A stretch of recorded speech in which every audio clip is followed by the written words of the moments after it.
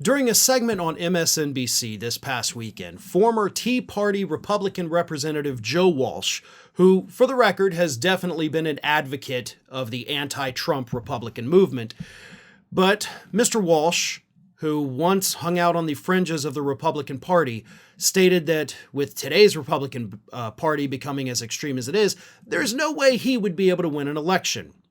Now, Mr. Walsh was placed alongside GOP strategist Rena Shaw for this segment. And Shaw had this to say. She said that the GOP needs to, quote, get better people running to halt the spread of MAGA Republicans and, of course, the former president. Walsh jumped in and said this. Wake the hell up, America. I love Rena, but it's too late.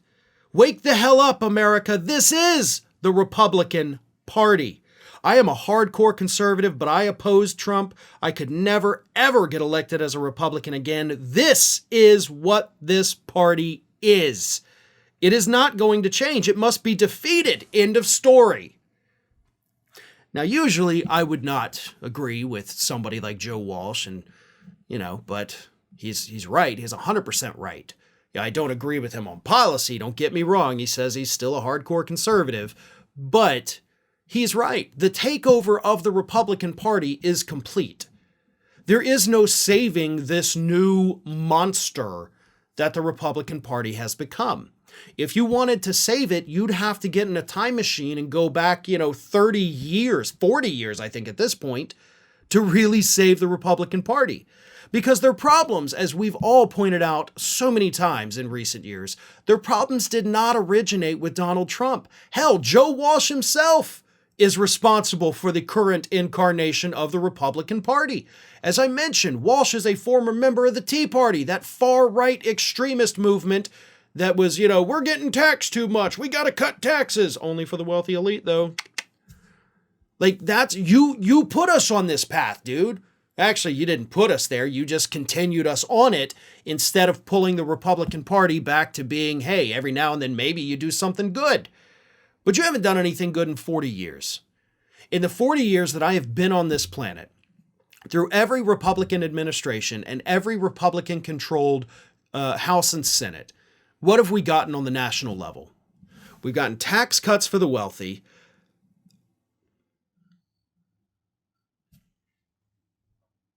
That's it. That's all the Republicans at the national level have done in my lifetime. Their only significant pieces of legislation have been to cut taxes for the wealthy elite. Going back to Reagan, continued under H.W. Bush, continued under W. Bush, continued under Donald Trump. Every time they get in power, the first thing they do is they cut taxes for the wealthy elite. Well, I can't really say that's the only thing they've done because they've also given us things like the Patriot Act. That has basically allowed the United States government to spy on any one of us that they choose. So, we've gotten domestic spying programs from Republicans and tax cuts. Do those sound like things you want to write home about? Do those sound like things that are indicative of a healthy and normally functioning Republican Party? No, they don't. And all of that was long before Donald Trump, back when he still professed to be a Democrat. And yes, Donald Trump came along and he made the racism and the xenophobia out in the open. Like, he put it out in the open and he embraced it.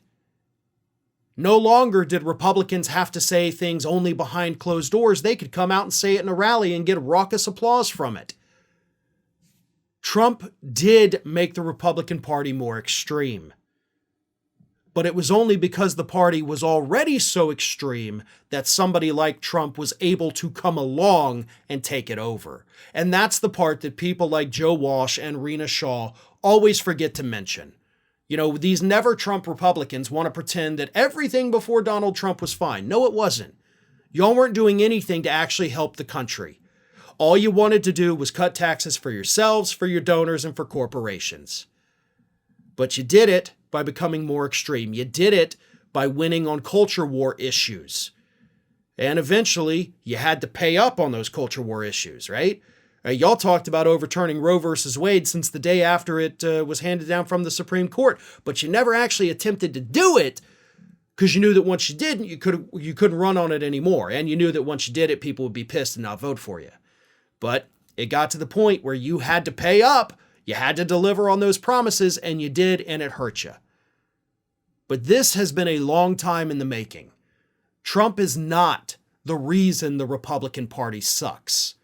He is just the end result of the Republican Party getting more extreme for the last 40 years.